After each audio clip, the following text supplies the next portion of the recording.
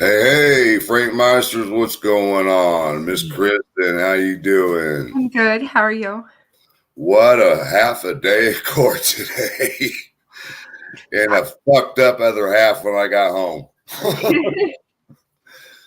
In case y'all didn't know, I attended the first half of the trial this morning and I got the information I'd been waiting for. And I was like, I'm done for the day. So I went home or back to the hotel and we pull up and my door's open. Blade is gone. And so I'm freaking out. Heather Mears, her daughter came and picked me up from the courthouse. She said, let's go over to the golf course right next door to the hotel. She gets out. I'm hysterical, you know. And the guy said, yeah, there was a black lab running around the golf course about 25 minutes ago. And he had been out since about 2:30 this morning. Well, and then I called rescue bawling because he's like my kid. You know what I mean? He's basically the only thing I got left in my life that's close to me, you know, besides my kids and stuff. And so she calls the White County Sheriff's Department. They said, yeah, somebody has called and said they found a black lab wandering around. It was Blade. So the lady met me and Heather Mears' daughter at the Sheriff's Department, and there he was. She said he was just roaming around, and we stopped, and he was so friendly, he just got in the van. So she took him back to the house, and did you tell him that he's a naughty, naughty boy? Oh, I can't even go to the hearing tomorrow now, and I want to so bad, you know, but I'm not taking another chance and something happened to him getting hit by a car. He's just too damn smart. He knows how to open all doors. He watches, you know, my apartment has the same kind of handle you pull down, and he watches it. You do it, and that's how he learns it. So, but otherwise, Abby and Libby were looking over you today. Yes. They were looking out for you today and making sure that Blade was safe. Yeah. Oh, boy. He wanted to go on car rides, too, I guess. Yeah, he said, you know, this leaving me for 12 hours is bullshit. Yeah. He said, not even an hour is going to happen today, Dad. I'm getting out of here. And he got out. I had the chair in front of the door. He slid that son of a bitch out the way and opened the door. And I'm like, God, dog. But all right, let's get to what happened today. Boy, it was eventful, especially with Sarah Carbaugh. Such an emotional. It wasn't really emotional, man. She was like, I ain't putting up with your shit, Baldwin.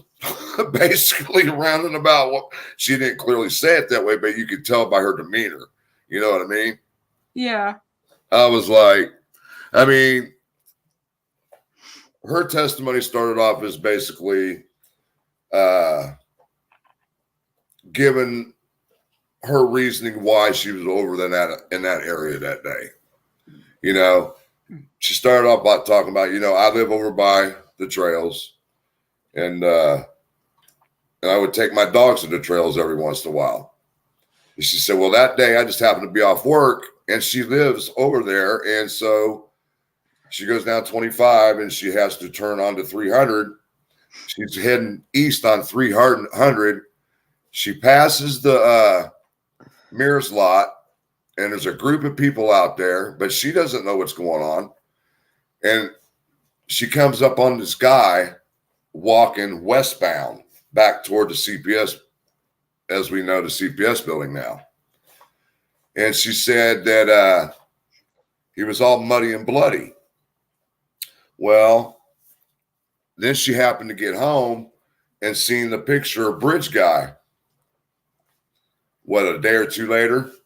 And she said, that's the guy I seen on 300. So she contacts law enforcement, but they never got back with her for about 3 weeks to a month. Okay.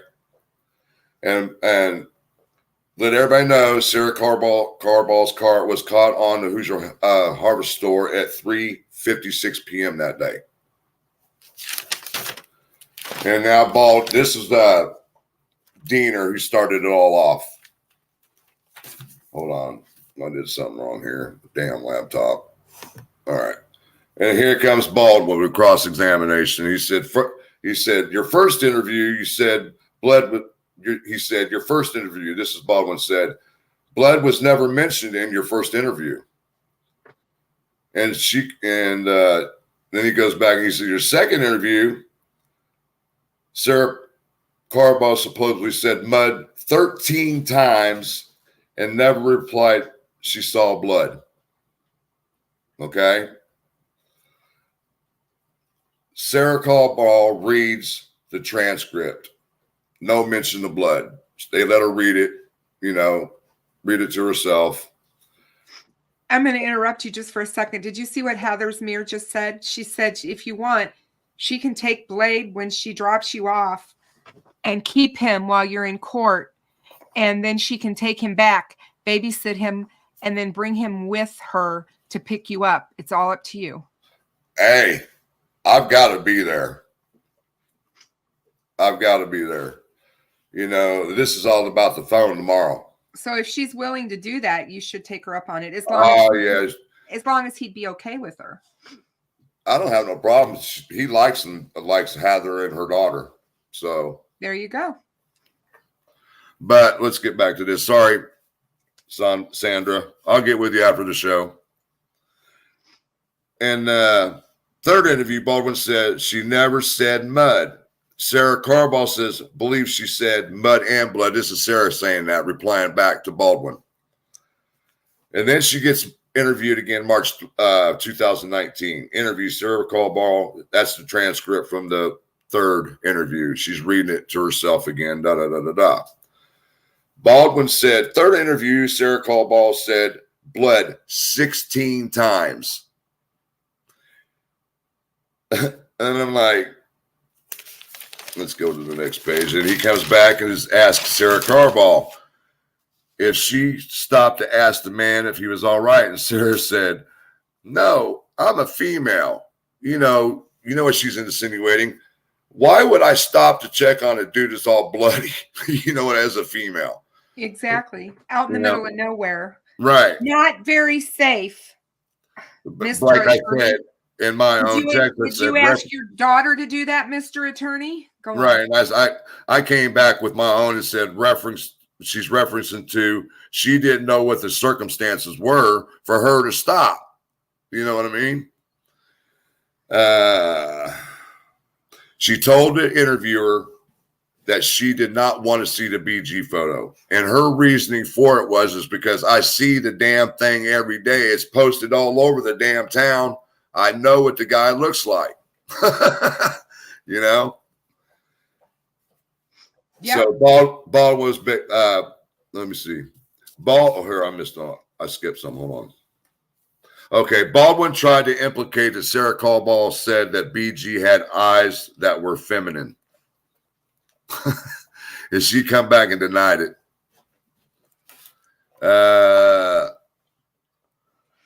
She said, go ahead. No, I was just laughing about that question. She said she saw him for about 30 seconds. And Baldwin said, if she recognized anything about him, she said, it's not like I was looking for freckles and the color of his eyes, being a smart ass, you know what I mean? And then she said, Baldwin said, claimed she didn't even have, hold on, I missed one. Where is that? I missed this. There it is. Okay. Baldwin tried to claim that she didn't have her phone with her that day. She said, I always have my phone. That damn thing's pinging all over town. I was like, damn. And a lot of people said they're surprised that the judge didn't try to tell her to calm it down. But I see why she was doing it. You're basically calling her a liar on the stand. Yeah, exactly. They were very, very heavy-handed with her. Yeah. And she handled it like a pro. Every time she's a strong woman, she wasn't going to take their bullying because they were trying to bully her. Right. And every time she would get sassy with him, Baldwin would look right at the judge, and the judge was just laying back in her chair. You know, there were a couple of objections. A lot of them were overruled. The state would object on a lot of shit because they were trying to. There's ways you can't ask questions, or you can't mislead the witness and all that kind of crap. And they were trying to do that. You know. Oh, yeah, absolutely. You know, they've been trying to do a lot of things. Right. Before I came on tonight, I went over and met with my judge friend because my best friend's birthday's today. Oh, so yeah. I ran over there. That's why I thought I was going to be late. I had quite a conversation, so we can talk about that. But go on. And then Diener comes back. Baldwin said, "No more questions." And then it's Diener's turn again, and she said, asked Sarah if she ever saw a hat on him. And she said, yeah, but it wasn't a baseball cap. She said it was a short-billed cap, and the flaps on the side kind of covered his ears. Like we always said from the beginning, that's what it looked like on the bridge.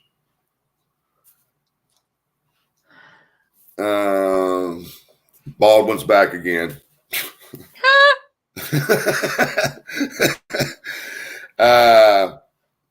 Like a bad penny.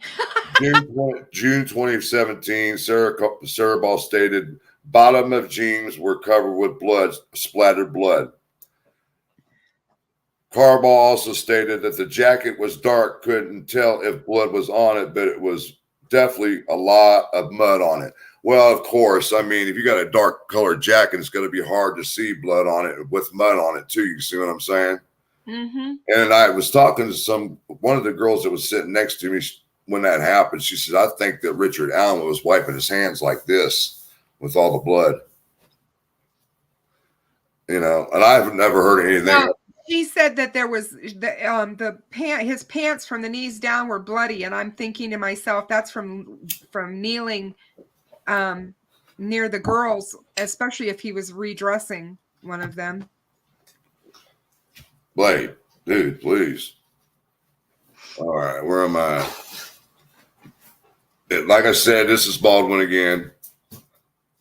She had an interview of June of 2017, and she said the bottom of his jeans were blood splattered and all kinds of crap, and about the jacket.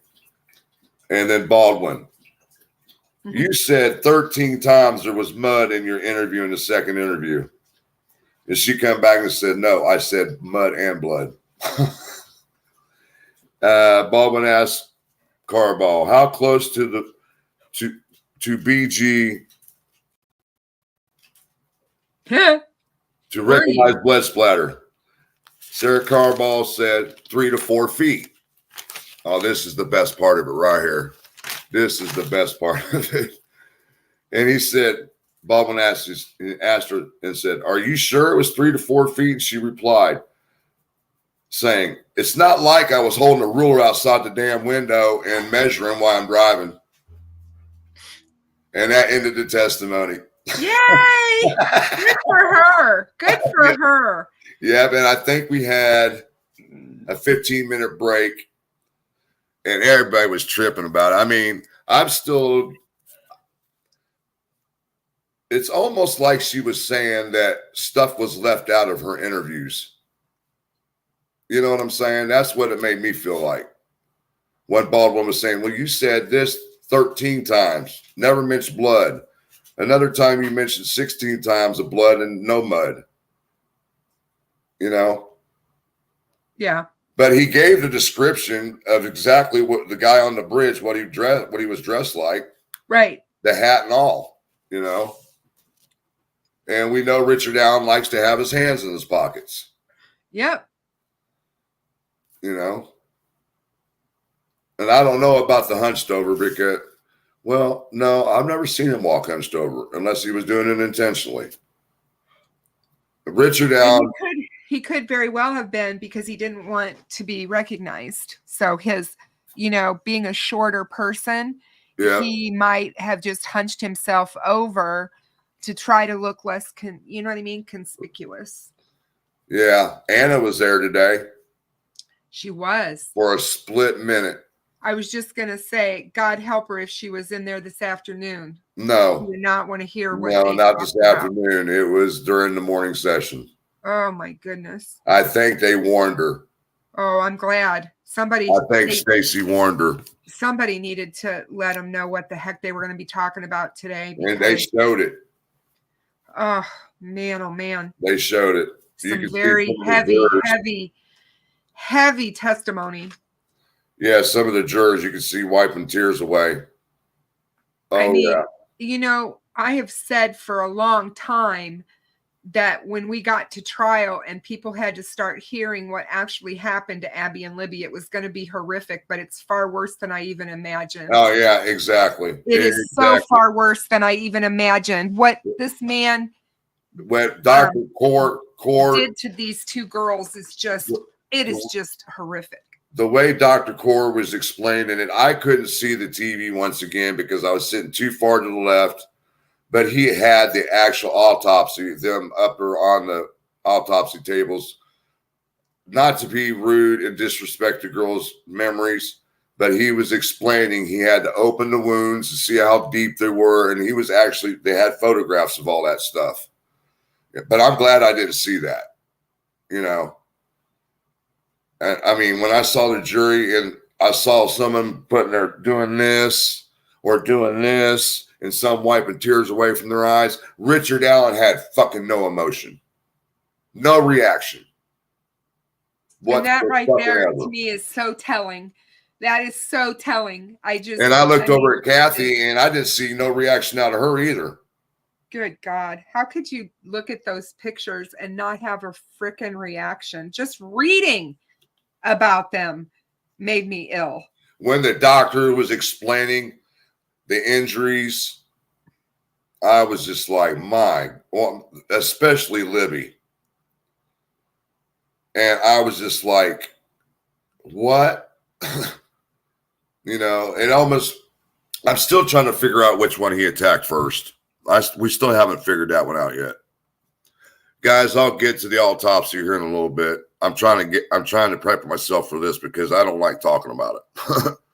Because I was in there when he was explaining everything, and it was just like, oh my God, you know. It's a lot. It's a lot to read. I mean, just to read it, let alone have to hear it from their mouth and then see the photos that go along with it. Yeah. You know, and I was just like, and it kind of pissed me off sitting there watching Rich Allen, you know. You could see he was trying not to avoid because the damn TV wasn't even 6 feet away from him, 7 feet to his left, you know? Right. Excuse me. Oh, yeah. He's emotionless except when it benefits him and he has to eat paper and eat his own feces and act like a complete crazed idiot. Then he can show all kinds of emotion. Right. You know. All right. I guess we can get to that one now. We'll go little by little on this one. Mm-hmm. All right. We're going to start off with Abigail Williams, guys. Abigail Williams was 5'4", 95 pounds. This is going to be very triggering and graphic, you guys. So if anybody doesn't want to hear graphic and triggering, is it time for you now? You got your copy. Cut it off. Yeah. You got your copies. All right. Open yours up because I might need help with this. Okay, hold on. Let me get them. Go ahead. Hold on. No, I know. Just take your time. If you want me to take over, let me know. You go ahead and start. Okay, let me get to the first page. Hang on, guys. I got to put my glasses on. Okay. Hang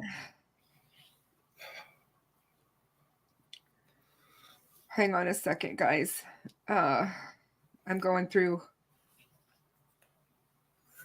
Okay. So Abby Williams, 5'4", 95 pounds. Her clothing that she was wearing was a black sweatshirt, blue jeans, a pink shirt, a gray sports bra, and a black bra. vaginal cleanse, cervical swabs, oral swabs, no fingernail clippings. They were too short. So her fingernails were too short to have anything clipped underneath of them. No sexual activity, no blunt force trauma, possible duct tape or something over her mouth, which that's the first time we've heard that. Partial transection of the jugular, 1 inch deep. Libby German, 5'4", 200 pounds. No sexual assault, no defensive wounds. 4 wounds, possibly 5 or 6 wounds, 9 centimeters in length on her neck. Superficial wound to her right shoulder, an abrasion to her leg, possibly by dragging. There were 2 X marks on her right neck and 2 on her left neck. And there was a partial transection of the carotid artery and full transection of a carotid artery in her jugular. Abby Williams died within 7 to 10 minutes. Libby German dies almost instantly. Libby had brain swelling. Okay, let me stop you right. She had brain swelling, guys, due to the fact that it's the lack of oxygen to her brain. Because the veins bring blood from the heart to the brain, and the arteries take blood away from the body or away from the heart. So there was a lack of blood going to her brain, which carries oxygen, and that's why she had brain swelling. There's no exact time of death. There were classic serrated wounds, possible multiple weapons. 1 serrated wound to Libby's arterial spray possible. Dr. Kaur stated it bugged him for months about the way that these wounds looked to him, and he wasn't positive that the object used was serrated. So he was at home comparing knives for these serrations, which we know from watching Steve from True Crime Web that's what CSI people do. They do their own little experiments to try to figure things out. They're scientists. That's what they do. Dr. Kaur picked up a handle grip box cutter. And that's when the courtroom got silent. Because remember, in one of his confessions, he said he used a box knife and threw it away in the dumpster behind the CVS where he worked at. And that was the moment I'll never forget when that came out. Rosie asked Dr. Kaur if he ever wrote a supplemental report. And the doctor replied, no. So he's asking him, well, you did this experiment with this box cutter. Did you write a supplemental report on it? And he said, no. Rosie stated, you never mentioned a box cutter in your depositions. And Dr. Kaur said, no. Rosie asked why no supplemental report was done. And the doctor stated because he was speculating. It could have been a box cutter, but he didn't definitively know that it was a box cutter. And that was the end of his testimony. After I heard that today, this man is as guilty as they come, you guys. Obviously we're going to hear more, but with everything that we know he confessed to using a box cutter. Mm-hmm. But then again, you got to remember, box cutters are that sharp, Melissa Wildcard. You can cut the hell out of yourself with them. A box cutter is the same as a carpet cutter, and they use them to cut carpets. Box cutters are the same kind of knife. So they are that sharp. But then and you box also cutters is what was used in 9/11 on the airplanes. You also got to remember, he said he shot him in the back too. You know, yep. So we know that's not true. And my feeling is this: what if he did try to shoot one of them? And that would explain the round that they found, because he had the round was stuck in the ground with the tip down. And to me, that is going to be, how's that going to happen? Either somebody stepped on it just right, because stop and think about how a round's going to eject out. It doesn't eject that hard. No. I mean, they eject fast, but they don't eject that hard that it's going to throw it and make it stick in the ground. Right. But shooting a gun at somebody could, and if it's a misfire, that round's coming out. That. We've talked about it. It could have been. Exactly. You know? So that was the awe moment. And as soon as it came out of his mouth, me and Anya from Murder Sheet looked at each other and went, I was like, whoa, you just busted open one of his alibi or his confessions. Confirmed one of his confessions, I should say. I was just tripping on that. Tripping. And then we went to lunch break. Like I said, they are very much weapons. And it was the weapon of choice by the terrorists on 9/11. They used box cutters to subdue everyone. I can't read this chat. Hold on. I've been talking to CD the last couple of days. And me and him were talking about a half hour, 45 minutes ago. He said it is real popular in New York City for box cutting crimes, like slashing people and stuff like that. Yep, because they're so easily concealed. Yep. It's such an easily concealed weapon. But the thing that is it's so personal. We talked about that before. This is such a personal crime. It takes a lot to kill someone so up close like this. Heather's mirror showing flex, guys. 4 months as a member. Awesome. Got to go through this chat. Boss Mod's in the house. What's going on, Jinx? Make sure you look at who has donated, because I am. Jackie, Miranda, and Vidi. Jackie Oliver, thank you. Miranda, and Viv Inquiries. Thank you very much for supporting the live tonight, guys. Vid Inquiries has got treats for Blade, so not to run away. Yeah, it's funny. Not to run away. Yeah, I had it when I did my notes today. I was just writing away, and I couldn't even read my shit, so I had to come home and rewrite them because I know what I wrote. And then I'm hearing that they're reporting crazy stuff on the news again. I said, and then I had a creator call me right before the show started, and he said, man, he said, the news media is twisting shit left and right. I said, dude, that's what they do. I said, I have never used them. Look at the magic bullet. I mean, they ran with that, and it's just because it's salacious.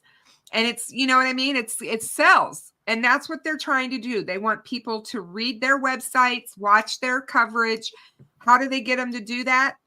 They take little bits and pieces out of what's said and they blow it up. I mean, I was looking at, for an example, hold on a second. I was looking at an article earlier, and it says, guys, this is what the headline says.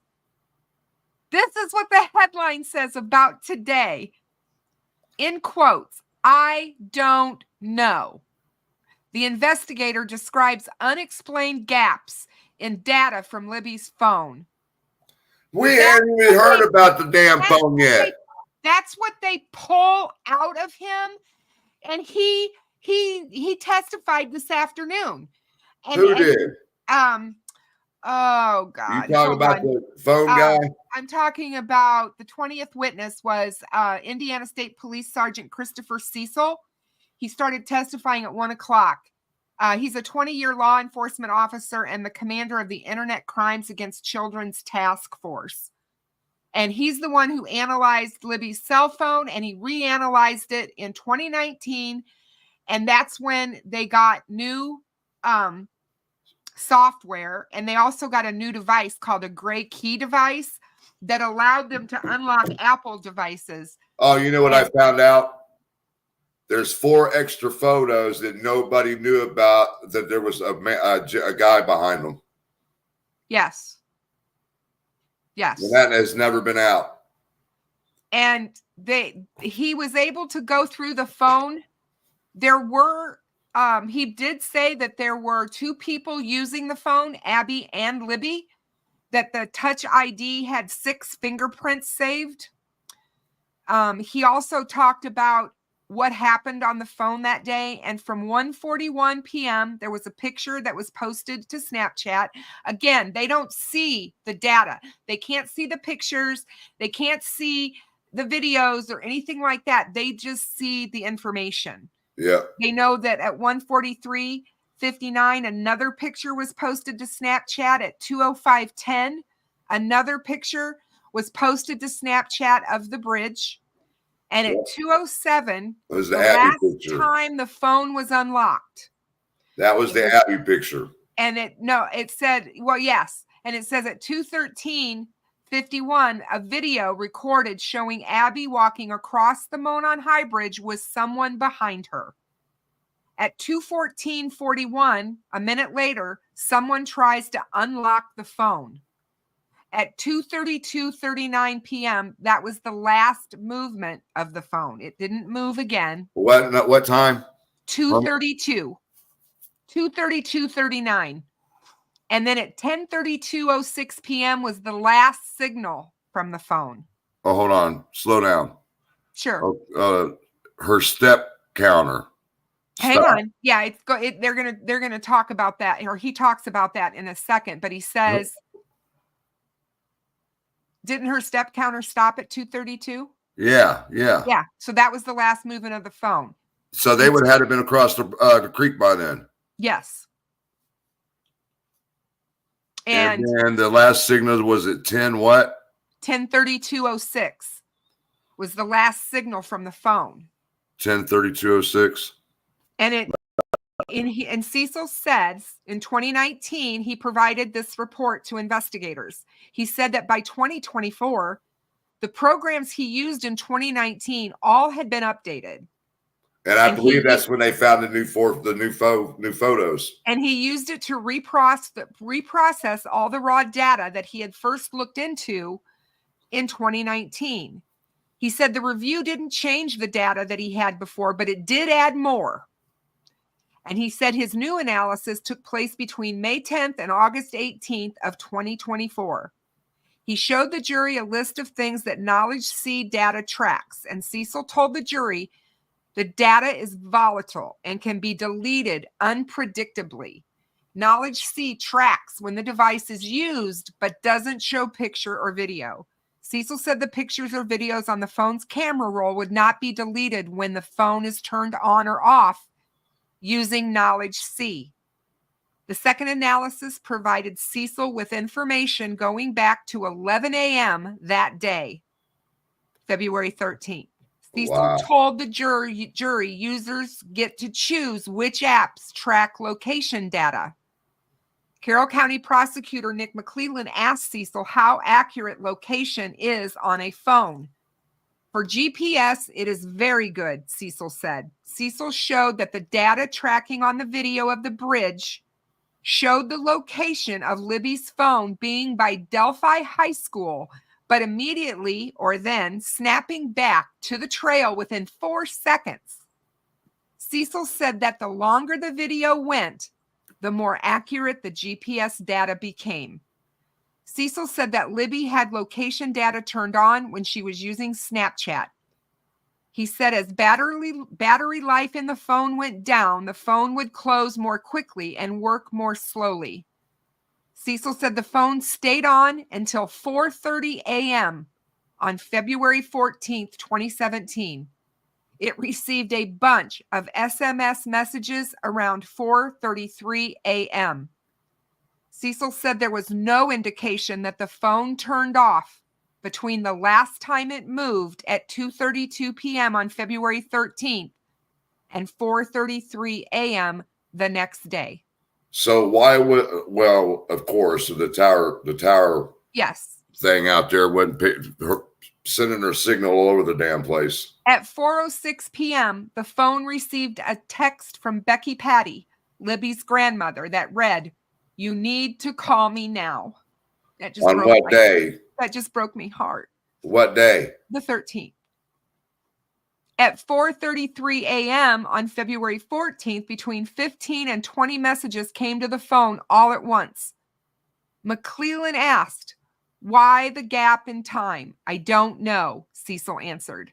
The phone's last activity was at 4:34 a.m. on February 14th. At 3:06 a.m. on February 15th, it was turned on by investigator Brian Bunner. So she had to have had the phone on silent and nobody heard those messages coming through.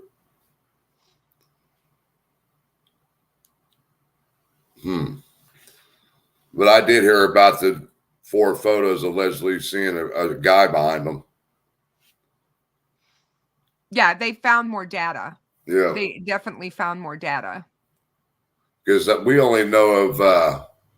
But my point was, and what I was trying to make here when we were talking about this originally, was the fact that the media is making a big deal out of him saying, "I don't know." That's what they took away from all of the testimony. The fact that he doesn't know why there was a gap. I mean, come on, it's just like Joe Newman said earlier. He was saying in the chat while you were going over stuff. Does anyone else think that the mainstream media is heavily leaning towards Richard Allen's innocence in the way they report? And I absolutely agree with him. And I think what they do that for is to keep people watching.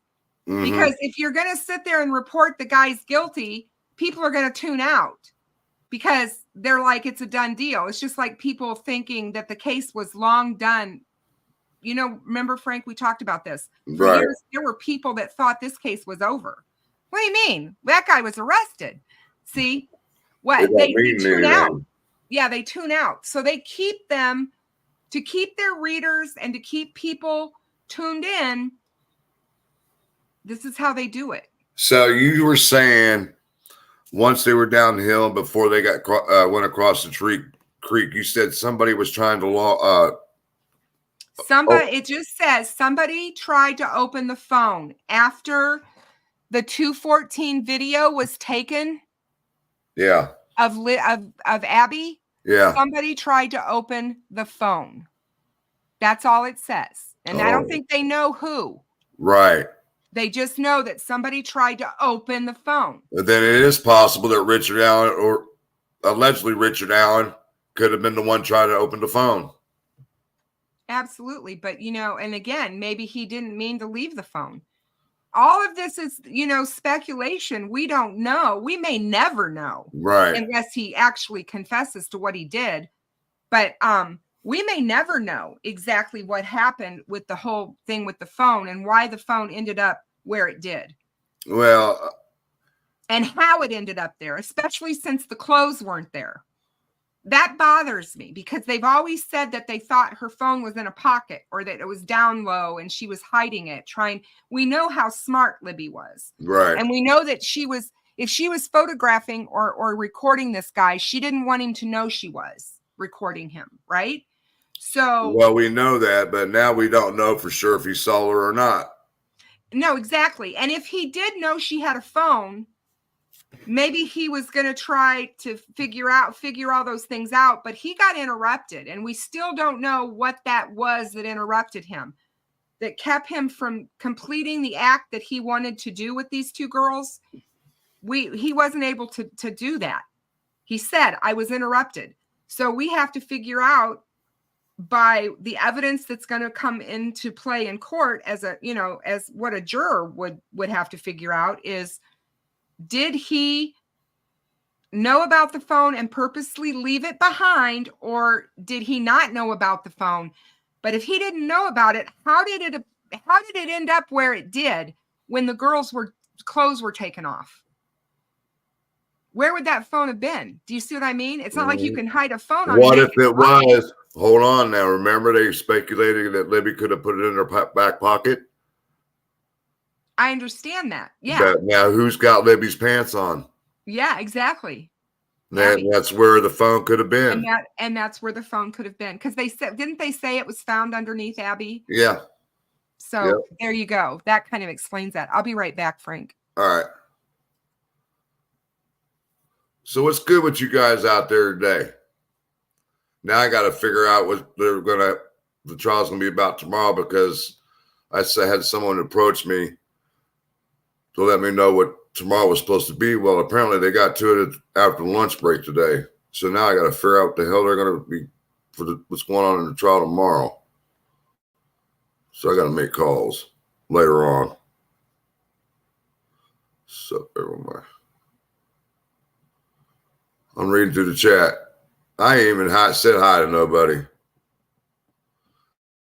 I'll be damned. That's not normal for me.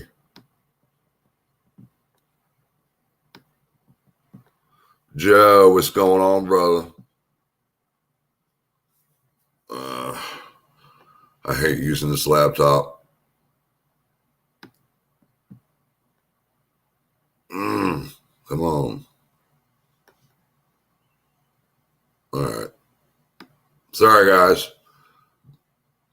Technical difficulties with my fingers trying to work this mouse on the laptop. It's aggravating me.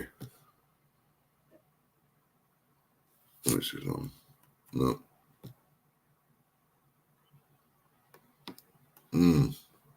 Jackie Oliver, Mustang, Joe Newman, and like I said, the Moss Bob is in the house. Boss Mod, Miss Jinx.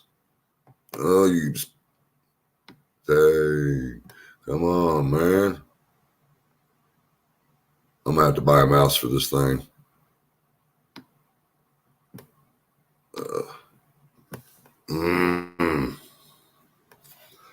I'm trying, guys, so I can get through the chat.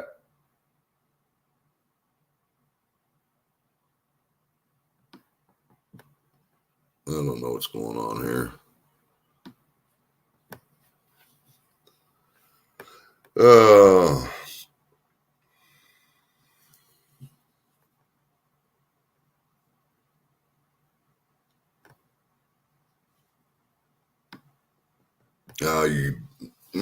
It's driving me nuts. There we go. 6-3 clocks. I see CJK. What's up, Frosty? Jackie Oliver again. I think I saw Ben Gonzalez. Luis Cuevas, good to see you. Boo, Jinx, boo you. Yep, there's Miss Gonzalez. There's Linda Harder. Constantine, what's going on, man? Delphi after dawn.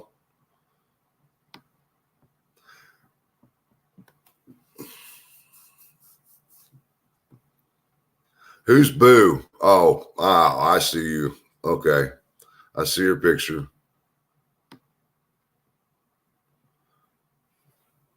Audrey.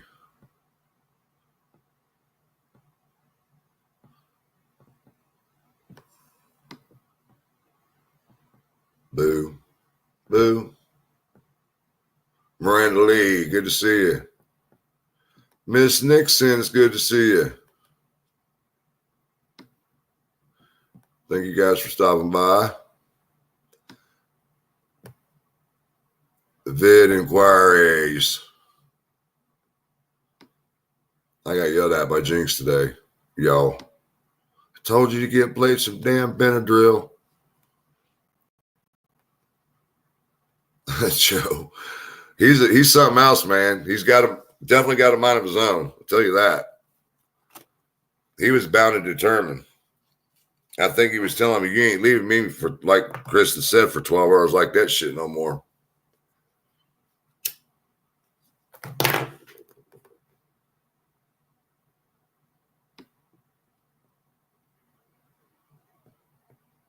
What's going on, Givemeister?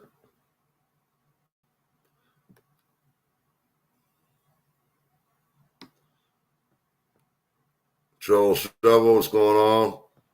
There she is. Hi, I'm sorry. I had to go to the little girl's room. I hate using the damn laptop.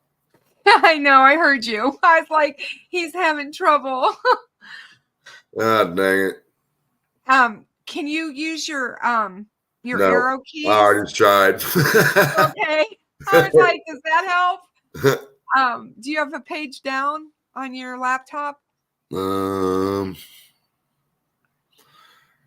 Okay.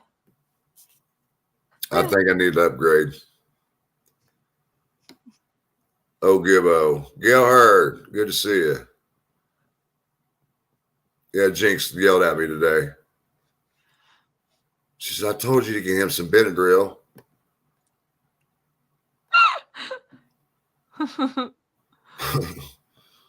Heather Mirror, she's in the house. Rescue. She was a lifesaver. Her and Heather Mirror's daughter, they were lifesavers.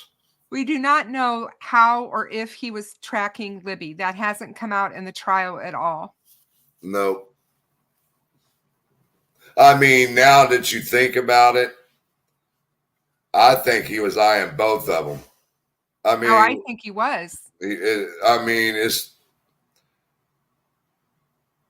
I just don't see him going after one girl when there's two girls there. We absolutely have talked about this. This could have been a huge fantasy for this guy.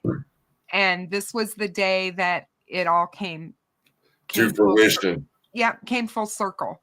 And he saw his opportunity and he took it. And he got away with it for 5.5 years. Yeah. Alex DeLarge wants to know, how is your read on the jury so far? Really, you can't really get a good read on them with all the different information that's being told to them.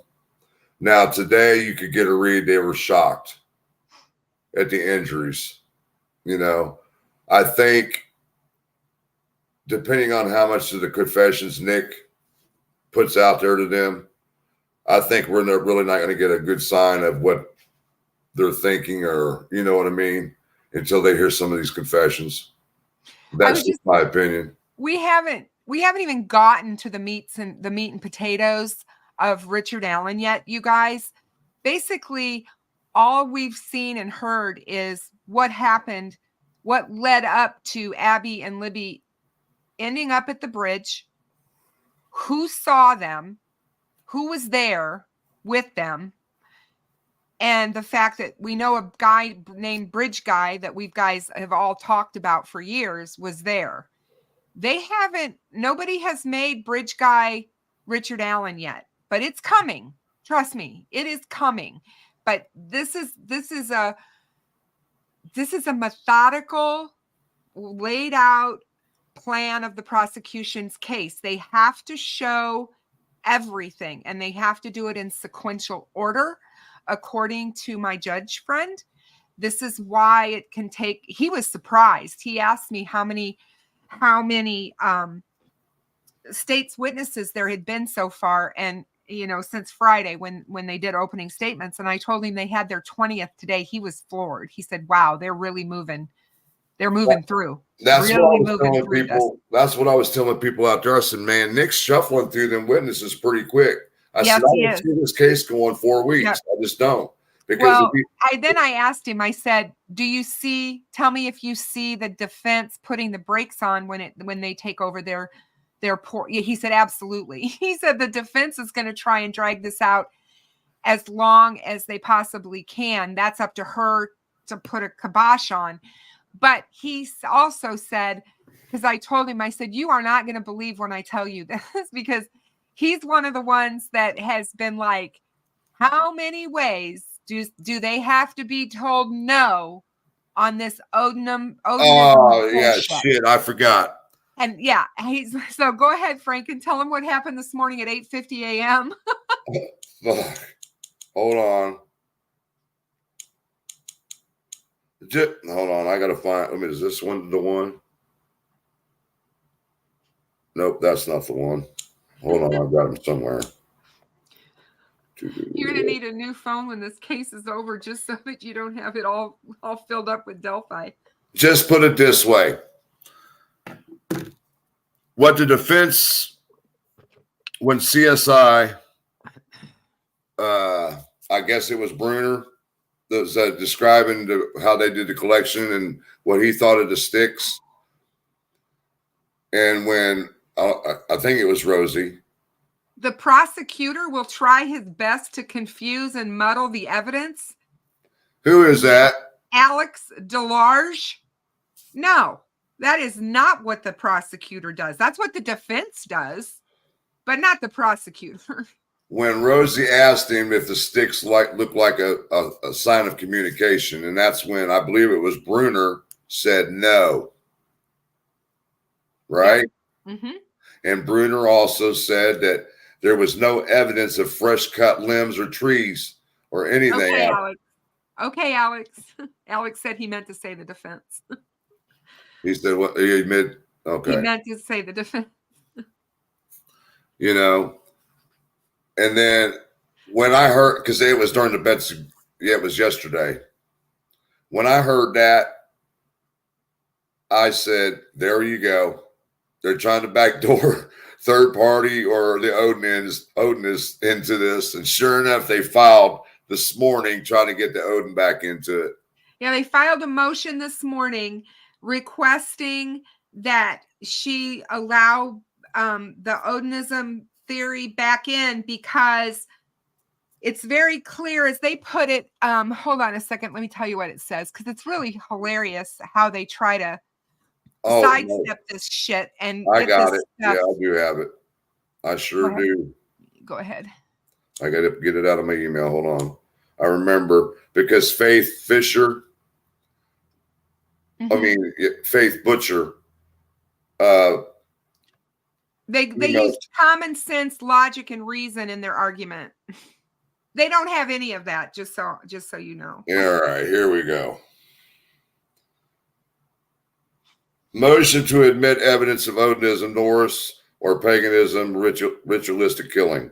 Come now, the accused Richard down by and through counsel, and moves this court to admit certain evidence that the court thus far has prevented the defense from presenting to the jury. Pursuant to its September 4, 2024 order in support of said motion, the defense states the following. On Tuesday, October 22nd, 2024, CSI Brian Olahi, or Olahe, I think it is, but that's okay. Go ahead. Testified concerning various aspects of the crime scene. During his testimony, CSI Olahi indicated that the sticks covering the girls was an attempt by the killer to conceal the girls' bodies. On September 19, 2023, the defense filed its first Frank's motion, here we go, in which the defense laid out its painstaking detail of the various pieces of evidence that provide support for the theory that the crime scene contained various signatures related to Odinism, Norse, and paganism. On August 1st, 2024, the defense provided the testimony of Dr. Dawn. Oh, here we go. Dr. Dawn Perlmutter to the court. Perlmutter provided her CV and testimony at said hearing. Dr. Perlmutter experience included among other things, training the FBI and other local, state, and federal law enforcement agencies concerning how to identify a ritualistic crime scene, and in order to write the book on ritualistic crime and identification used by local, state, and federal law enforcement. After reviewing the crime scene photos and other reports and documentation, Dr. Perlmutter testified includes her assessment that the sticks on the bodies, the F tree, and other aspects of the crime scene were textbook signs of a ritualistic murder related to odinism, Norse, and paganism, including using sticks and blood on the tree to form runes and bind runes. Dr. Perlmutter believed did not come out of left field as law enforcement began investigating the Odinist Norse paganism angle as early as 2 days after the girls were found, and law enforcement continued investigating the Odin Norse paganism angle until the death of law enforcement officer Greg Ferenczi in 2021. The state of Indiana has provided an explanation of what the sticks represent: concealment of the bodies. Richard Allen has a Sixth Amendment right to offer the jury his alternative theory as to the reasons the sticks are aligned and arranged in the manner in which they are arranged. Denial of this opportunity to present to the jury all alternative explanations would leave the jury with only one explanation. The explanation provided by the state of Indiana. No. When she warned you guys, you should have come up with a backup plan. But you insisted on pushing the same narrative instead of looking at other angles. So I asked my judge friend, I said, how many times can these guys do this? How many ways does this court have to tell them that this angle isn't getting in? And he said, there comes a point where she will absolutely order that they not be allowed to do this anymore because it holds up the court. It's a delay, and it's ridiculous. Yeah, but the thing about it is, she's got 30 days to let the 30 days expire because the trial will be over with by then. Yeah, exactly. Exactly. So, John France, thank you so much for your $20 donation. I'm sorry, I'm not paying attention right now. It's okay. It's okay. That's what I'm here for. I take my glasses off and I can't see shit. It's what I'm here for. Where am I at? The state of Indiana has provided it. Okay, I went over that. I gotta get back to where. Additionally, the sticks on the girls appear to be arranged in a pattern, or at minimum using a person's own eyeballs. You know, like we talked about last night, Kristen, and I'm sure a lot of us that are in the chat experienced this out there with the walks with us. Walk out in the woods and just randomly look around at all the sticks laying around. Oh my God. I don't even have to walk out in the woods. I just can walk in my backyard. I have 3 huge trees in my yard, and there's sticks all the time. All the time.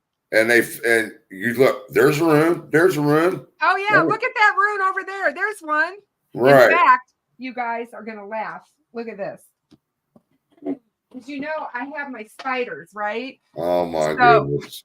So here's my bucket. I go out in the yard and I get sticks because I use them in my spider enclosures. But yeah, there's sticks out in the yard, and I guess I could put these sticks like this, and yeah, maybe I could do one like this. And oh my God, look at what's it mean? What's it mean, Frank? Oh my God. Sorry, guys. Not trying to bring levity to the conversation, but you know what I mean. It's like, oh my God. Mary Had a Big Lamb says Alan's case is in ruins. RUINS. Okay, and then therefore it could or would be confusing to a juror who might think that the arrangement of sticks are intentionally placed in a certain arrangement on the bodies, but then those jurors aren't being provided with any explanation for the way the sticks are placed on the bodies in a certain arrangement. Evidence of Norse paganism or odinism would therefore assist the tier of fact and alleviate confusion for jurors. Additionally, it has been learned at the August 1st, 2024 hearing that the blood found on the F tree resulted in the state of Indiana retaining a blood spatter expert more than 7 years after the murders. Dr. Perlmutter's testimony would be offered in part to counter the testimony of the state blood spatter expert, and the accused has a Sixth Amendment right to counter their blood experts. She's not a blood expert, though. No, she's not. And I'm sorry, I have trouble thinking she's an expert on much of anything. If you listen to her, I'm sorry. Being able to provide evidence to the jury that odinism, Norse, or paganism as an alternative explanation of that stick arrangement on the girls' bodies, including the testimony of Dr. Perlmutter, would offer the following. A rebuttal to the state of Indiana's explanation of why the sticks appear the way that they appear, consistent with the 6th and the 14th Amendments to the United States Constitution. A rebuttal as to the state of Indiana's blood spatter expert. An alternative explanation to any confused juror who believes the sticks and blood on the trees were used for concealing bodies, but rather believes that the sticks were arranged by a Norse, paganist, or Odinist as part of a ritual. Defendant files this motion currently in part for purpose or proposed of a ruling in anticipation of the need to contact our witnesses in the event that the court reverses its ruling. It ain't going to happen because I just saw something that I got to go back and read it again. They said that the state's trying to say that the sticks and the blood were used to conceal. How can you use blood on the tree to conceal bodies? Did they even proofread this thing? They never proofread anything. We already know that. And then we had an order that was filed by the court today. Well, some dumbass on Monday from NBC thought he was fucking slick and was recording on their fucking camera the jurors coming in. Oh, heck no. And one of the deputies stopped him, and he seen it, and he confiscated all their equipment. Well, they ended up getting it back. But no SIM cards, everything erased. Because I seen them out there when they got it back. It wasn't Monday. It was, I think it was Friday or Saturday, because they got it back Monday. Because I seen them out there walking around with boxes with their cameras and stuff in it. And then the last order by Judge Gold today was on Mr. Tobin. Denied, because he is not an expert in ballistics or firearms. He has never did any testing or anything. So Judge Gold said he is not an expert in ballistics. So she denied his testimony because he's a whatever the hell you call that. A metallurgist. So deny. So it was a pretty good day today. So. Well, my one of the things that my judge friend told me was that she's already ruled on the Odinist theory, and she said it's not coming in. Okay. Whenever you have a ruling like that in a case that's ongoing, where the case has not ended and there's not a ruling on the case or an outcome, and you're still getting motions on something that's already been ruled upon, he said that, and I just texted him to see if he'll answer me real quick while we're still live, but he gave me the legal term for it, and he said all Nick McClellan has to do is stand up in court and say that word, and it's done. They can't keep doing what they're doing. Right. And she will say, yeah, whatever, agree with it, and they'll move on. So he sees that as a nothing burger, even though they keep doing this. Right. But he also said that she can put down her foot and tell them, stop doing this. I think the reason why they did that to move on. I think that the reason why they did that today is they know the fate of what's really going to happen here, more than likely. And this is just another legal maneuver for an to add to the appeal. That's just my opinion. They know that she's going to deny it, and it's going to be added to the list for their appeal. That's how I see it. Yeah, I think that their appeal is gonna fall flat on their. It's got to bite them in the ass. Yeah, that's just my opinion. I don't see their appeal going anywhere, but that's just me. You know, then that letter came out. Well, not a letter, but if you want to call it a letter, because what happened was that letter that he had, wrote to the note. Yeah, the note. I wouldn't call it a letter. I'd call it a note. The court gave permission to Rafael Sanchez. Yeah, all the news media. There was a lot of them that were there. He asked if he could draw it because they weren't going to allow him to photograph it, so he recreated it. So now we know exactly what was said when he sent that note or whatever it was to the warden. Yeah, he basically said to them, I would like to confess to the murders of Abby and Libby, and I would hope one day that I will get to tell the families that I'm sorry for what I did. Yeah. So that's not good either. That's out there everywhere. And I'm just like, I mean, that doesn't sound like somebody who's coerced to me. That doesn't sound like somebody, my best friend asked me tonight, she goes, Kristen, you've been following this for so long. She goes, do you think that he's done this before? I don't. And her husband, the judge, said the same thing. He said, no, I think this was the first time for this guy.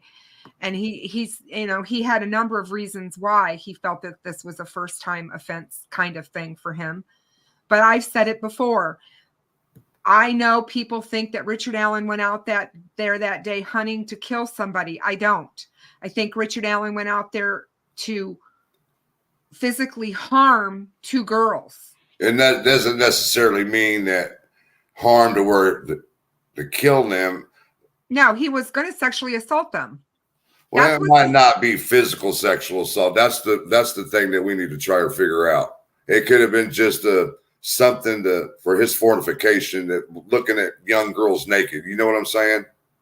Yeah, I mean anything. Right. We don't have a clue into his fantasy head, but I'm just saying that I think that we've heard from enough experts over the years, whether it FBI or whatever, say that this was a sexually motivated crime. Right. Well, I do agree. I think now we can see that it was, and for whatever reason, if he's telling them I got interrupted, he meant to do more than he did, and it wasn't the commission of the murder. It was what else he was there for, whatever else he was there to do.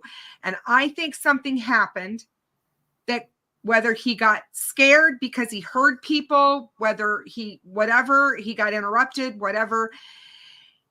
And that's when everything went south.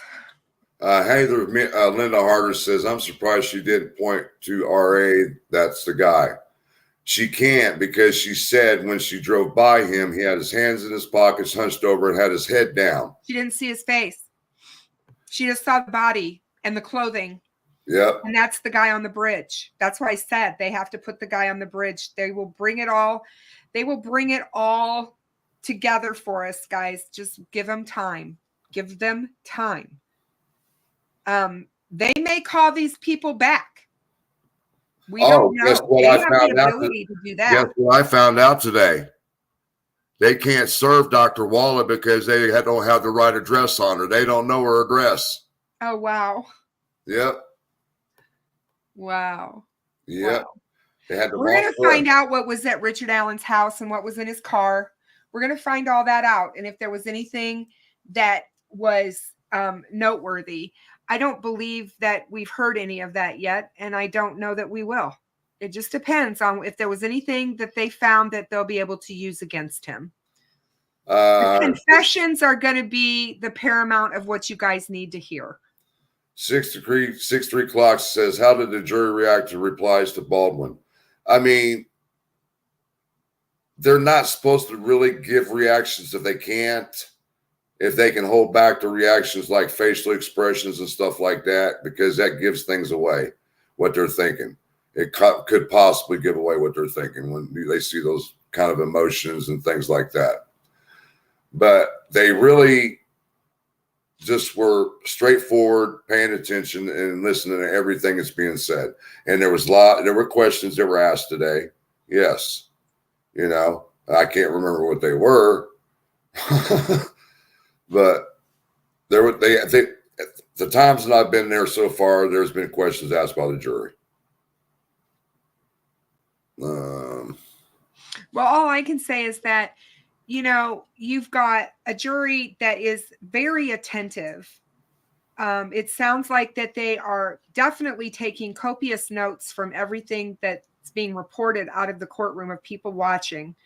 And they're also intently listening to the testimony because they are asking poignant questions of the witnesses. That's indicative of a jury that is paying attention and is absolutely tuned into this case. Yeah, they haven't tuned out. Yeah, they're dug in.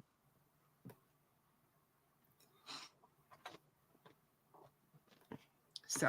All right, we're going to do another about 5 minutes, guys, because I've got to be going to laying down. I'll call you here in a few minutes, Hathers. What? Oh, see, there it is. All right, CJK says that Baldwin should be reprimanded for what? What should he be reprimanded for? Being too harsh on the witnesses. That's how the game works. It's just how it works. I mean, I seen Dr. Waller do the same thing to Rosie when she was back on the 3-day hearings that week, back in August.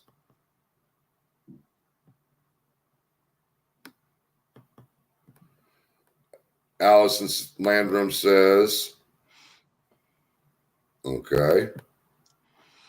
Thank you so much for all your reporting. I have 2 girls about the same age, and I can't imagine what their families have gone through. Prayers for the families. I can't imagine how difficult this is.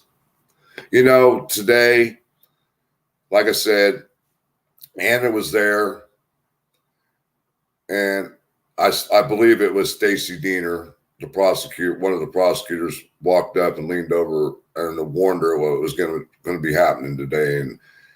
And before session even started, she was gone.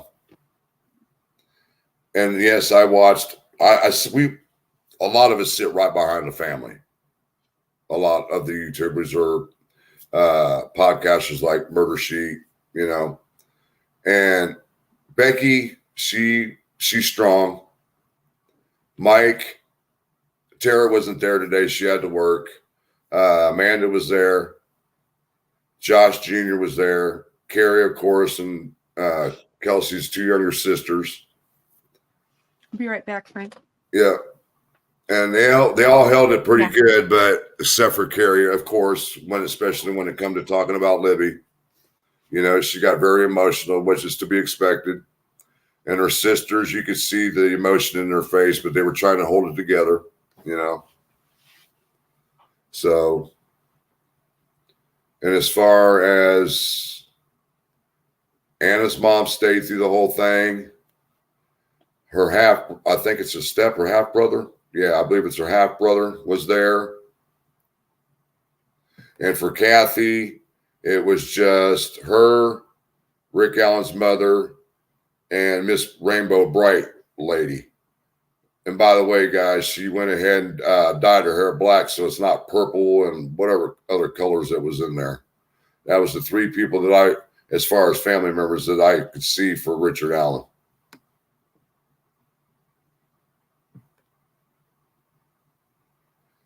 Gibbo Meister, stealing my name, bro. Yeah, exactly, Joe. Kristen brought this up earlier. You know, I've always had this thing because of being a radio broadcaster many, many years ago, and I've seen it happen over the years with the media, and it's no different than radio because they get all their news from the AP wire, and they're twisting shit too. So I've learned that truly that they would twist for the clicks and the money and things of that nature. So I won't take anything from the Fox 59 or whoever it is and read from them or steal some of their lines from out of there. You will never see me play a news station's clips on my channel. You won't see me do it.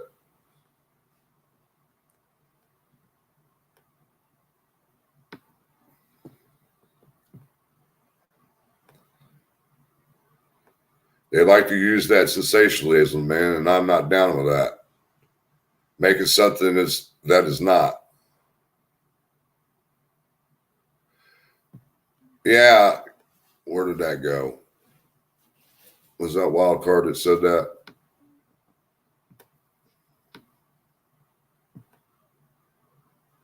Something about Blade.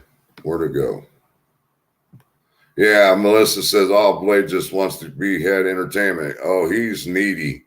He's got to be the center of attention if I'm around anybody.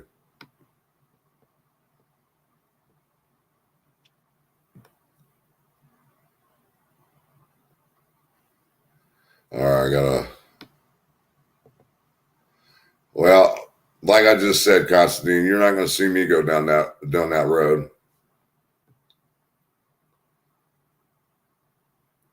What's going on, Hooball? Good to see you.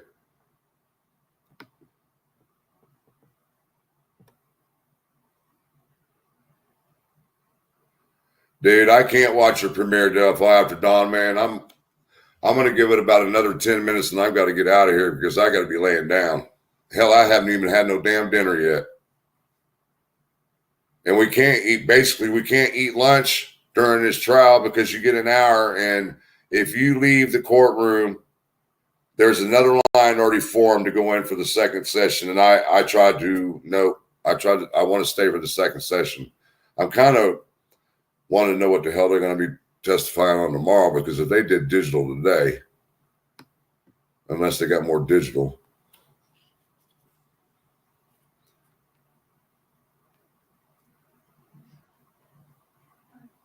Exactly, Joe. I grew up in Indy, East Side, Warren Central. That's all we had.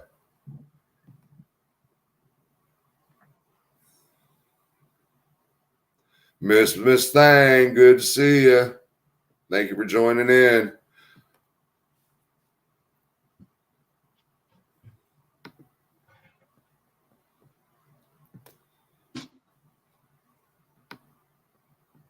It was me, Murder Sheet.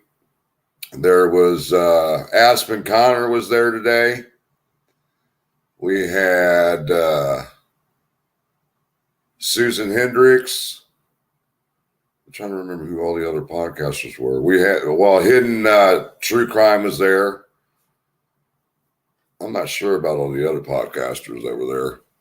Ones I've never heard of or probably never watched.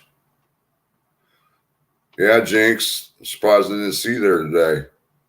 Oh, damn. It's going to be colder than hell tomorrow morning. I heard you, Kristen. Junior Johnson, good to see you. Mana. My fingers are working again. Good. Joe Newman says, for example, one site talked about confessions. It said no sign on knowledge, only killer would know. However, it was the first written confession. Well, I'd like to know what was said to damn Holman to get his ass arrested. I think you'd find that out. Huh? I think you'll find that out.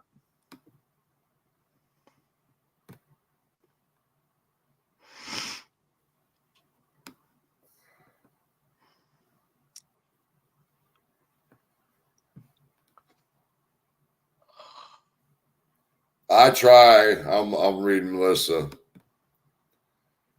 Why won't they just tell us? But yeah, your YouTubers know.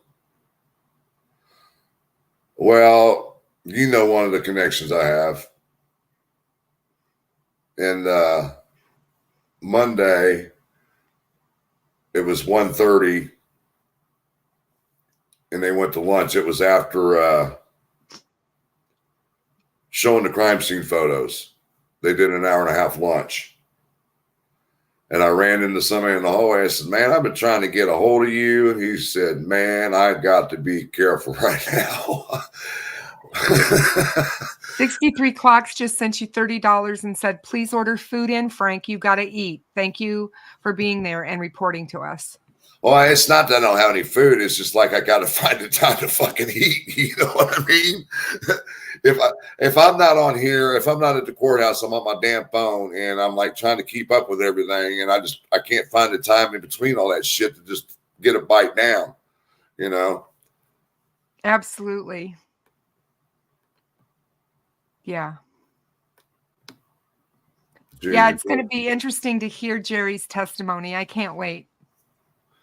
Oh, I've seen him testify already. He's a straight shooter too. Straight shooter. I can see that. I can see him being that way. He, during the lunch break today while I was waiting on Heather's daughter, he was doing laps around the courthouse, walking around the courthouse. Yep. And we know that Pat Brown and then Becky's sister, I'm not going to say her name, are the ones that originally found the girls, right? So I talked to Becky's other sister and Brad German's wife. And I said, why isn't, I was talking to Becky's sister that was there today. And I said, why wasn't your other sister there called to testify? And we was like, we don't know. She was never subpoenaed when she was with Pat Brown when they found them. That's another thing. Pat Brown has been vilified in this case by social media like something. Oh, he got ate alive. I mean, just absolutely, treated like garbage, basically. And, by people who didn't know a damn thing. And, this guy, I'm sure, is very traumatized by what he witnessed. in that forest that day. Yeah. It was pretty bad just because his truck was parked outside in the cemetery. Right. And the rumor got thrown around about his keys and all this other stuff. Yeah.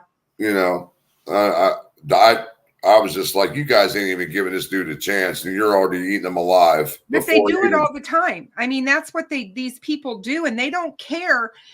And it's like, you're causing harm. You're hurting people's lives. And it's like, you have nothing better to do with your time during the day than to make shit up in real life murder cases, and especially those that involve children, for God's sakes. What if you got somebody, the worst evil that there is? What if you have somebody that's really unhinged and unstable, and you're basically you are cyberbullying? Honestly, you can drive somebody to commit suicide doing that shit.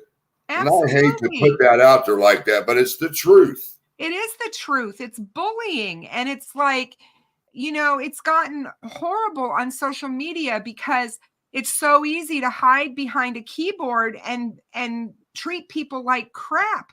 And, we as a society, the only way we can change that is by calling people out. And I've said before, not giving them oxygen. We can't give them platforms to where they can do this. That's what's wrong. And I'm going to say it. YouTube, they've got their code of conduct. They need to frickin' start enforcing it. And especially around this kind of genre where we have real people being hurt by these yahoos. Well, one of our friends got hurt by another creator by doing some dirty ass shit with photos. Yep. Delphi After Dawn says, I heard Richard Allen even smiled during all that. No, I can't verify if he did or he didn't, because all I could see was basically the back of his head, because he's basically at an angle and I can look straight in. I could see partial, like this part of the back of his side of his face, but I can't actually see his eyes, his mouth, or anything like that. From everything I've been told, Richard Allen has showed no emotion. Well, yeah, that's the way I'm taking it too. I mean, he's not putting his head down like he was doing before, you know, not shaking his head. I mean, I did catch him like this, looking over at the big flat screen, and then he would just look away. You know what I mean? Laura just gave $4.99 and said, Carrie looks stunning and her daughters are so amazing. They protected Carrie. Yes, they did. Visuals got brutal. They sat on her lap so she could cry behind them. Boo, we don't exactly know. That's what Dr. Core was explaining during his testimony today. Why is that keep doing that? We don't know, Boo. That's what I was saying. He said it bothered him for months on the type of serrated injury that Libby had. So when he because he wasn't sure it was serrated, and he was trying to figure that out, and that's why. And he said that he was at home, and he looked on his workbench, and there was a box cutter, and he was like, wait a minute. And then he was looking at it. It was one of the ones that had that kind of handle with that raised grip. And he said that's what he thinks made the marks on Libby's neck. But then he said he was just speculating. Yeah, no, I mean, he said he could not definitively say that. But, you know, it was like, hey, Mark, I haven't seen you in forever. How are you? Man, Marvin here? Who? Mark Macaluso. Oh, yeah. What's going on, Mark? Yeah, I know. Well, we're creators and we're attacked by him. So join the crowd. Yeah, he got attacked. He sure did. Yep.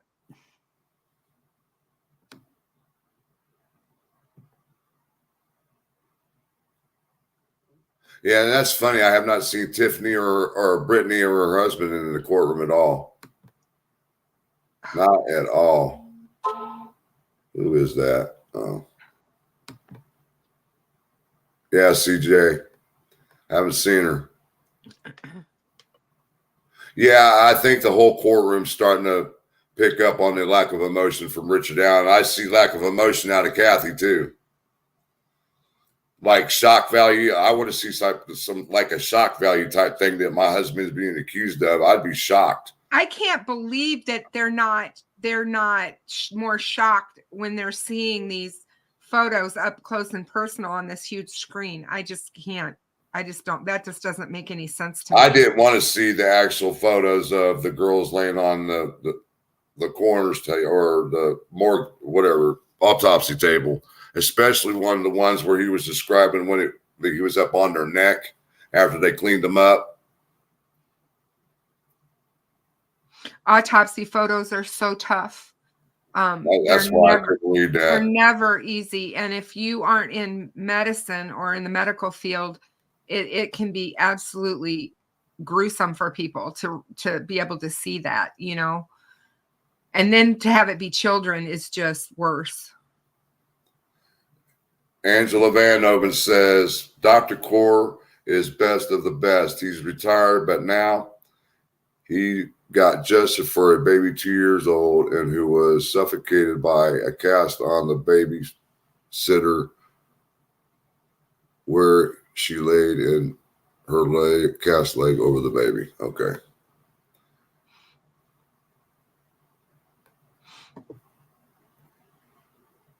Wow. Yeah.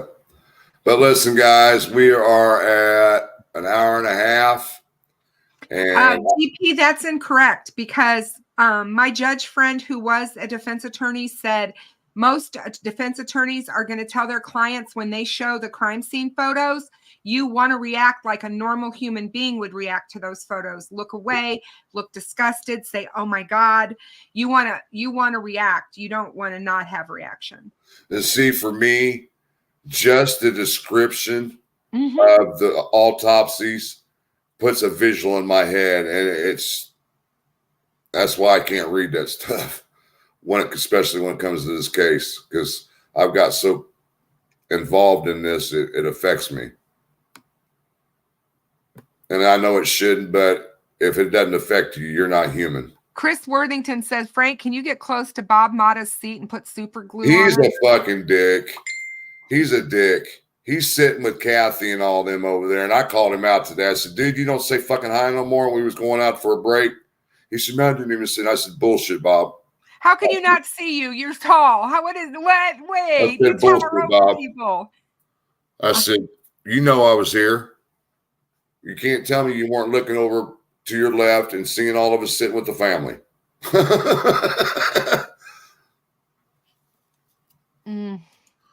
Yeah, and CD's been contacting me, asking me what's going on. I haven't seen him in forever. He messaged me on Messenger. Well, you know, he's got the new baby that's what, a year or so old. Yeah, right. Yep. Hey, Rob Lee. Yeah, definitely acts like a psychopath. Yeah. Well, showing no emotion. Miss Cuevas, he sat to the right where he could see the big TV, and he has a better view of Richard Allen's expressions. I could see the back of his head and barely see partial to the left side of his face, and that was it. That's all I could see. These people just act like this is a party, and that they've been invited to a backyard barbecue. I just don't get it. I don't get it. But like I said, guys, we're going to get out of here. I want to give thanks to, oh God, I'm going to have to get a mouse for this thing. Don't forget, guys, tomorrow night I have Cheryl McCullum on my channel. For those of you that saw Cheryl before, she's amazing. I can't wait to talk to her about what her thoughts are on how the trial's going and the crime scene. Jackie Oliver, Miranda Lee twice, Vid Inquiries, True Gibbo, thanks. What are you trying to show some flex at 1 month as a member? And we got John France for the $20, 6 o'clock for the $30. And we got Laura with $4.99. Are you going to be there tomorrow, Laura? Is it the Laura that I know? We know? I can't tell. Yeah, it's her. It is. But otherwise, my mods, I love you guys. Brandon Rhodes just came in and said Richard is innocent. Richard is innocent. Who did? There's somebody in here, Brandon Rhodes. He's he's a prick because he's spamming your chat right now. Delphi After Dawn pulled something off somewhere, and this Brandon Rhodes said, "I'm involved with the murders of Libby and Abby." I said he's just trying to draw attention. Yeah. Somebody get him? Pay no attention to the troll to the right. All right, guys. Thank you. Good night, you guys. Thank you so much, Frank, for everything. I'm so glad that Blade is safe. Yeah. Found in your bed. All right. Until next tomorrow night. As a matter of fact, no, we got Kristen coming on, so I'm not going to step on her toes.